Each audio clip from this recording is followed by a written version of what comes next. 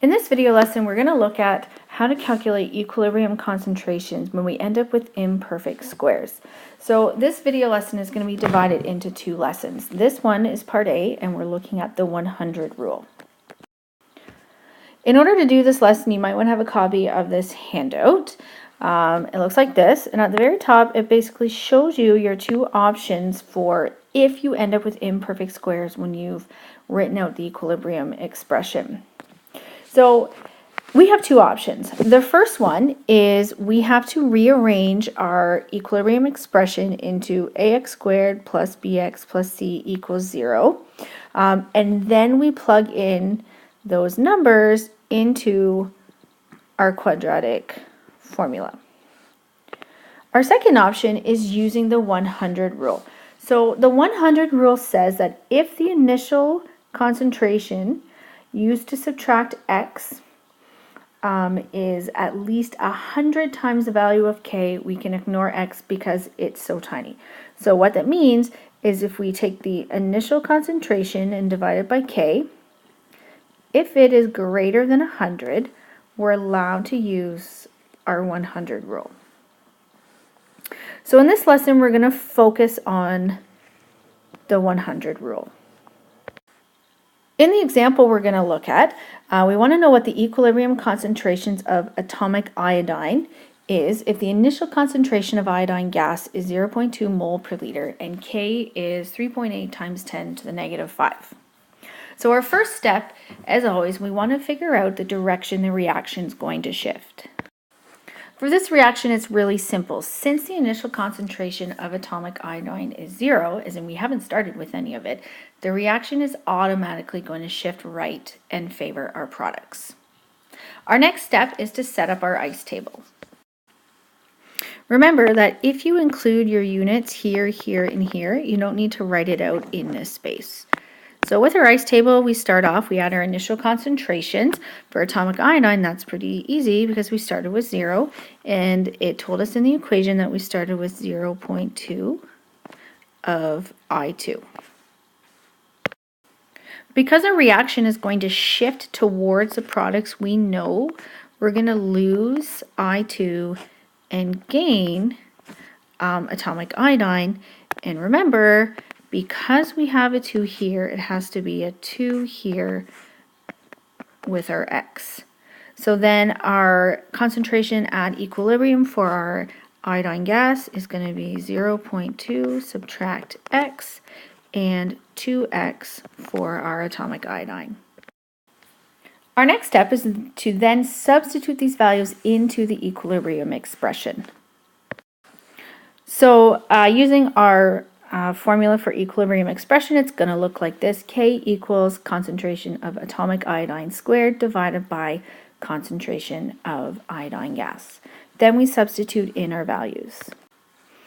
Our K was given to be 3.8 times 10 to the negative 5 equals the concentration of our atomic iodine, which we just determined to be 2x, and that is squared, divided by what we determined to be the equilibrium concentration of iodine gas, 0.2 subtract x. So when we look at this, we notice that we do not have a perfect square. Since it's not a perfect square, the very first thing we should always do is check to see if the 100 rule is going to work. The 100 rule says if the initial concentration used to subtract x from is at least 100 times the value, we can ignore x.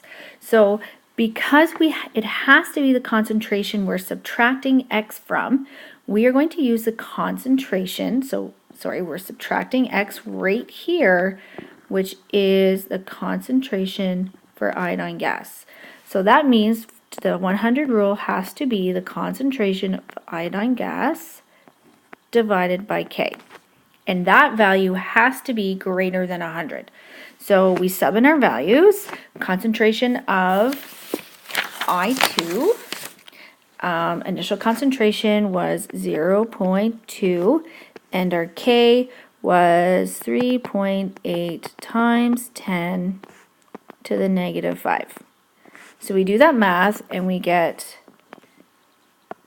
equals 5.8 times 10 to the 3. So even if we took this out of scientific notation, we're going to very easily see that this is in fact greater than 100. Because this value is greater than 100, it means we can ignore x when subtracting. So what we're really doing is ignoring this x here. If this value was less than 100, then we would have to use the quadratic formula, which we're going to learn about in our next lesson. So to solve for x, we're basically taking our equilibrium expression that we have up here, and we're going to rewrite it, except we are going to eliminate this x right here. So then it looks like this. And now we just have to solve and rearrange for x. So the first thing we'll do is we'll get rid of this bracket right here and multiply this, or take 2 to the exponent 2 and x to the exponent 2. So we have this, and then we're going to take this over 0.2 and multiply it over here. Then we're going to divide both sides by 4. If we do that and then we flip to put our unknown on the left side right here in good form, we end up with an expression that looks like this. Do all the math. We get x squared equals 1.9 times 10 to the negative 6.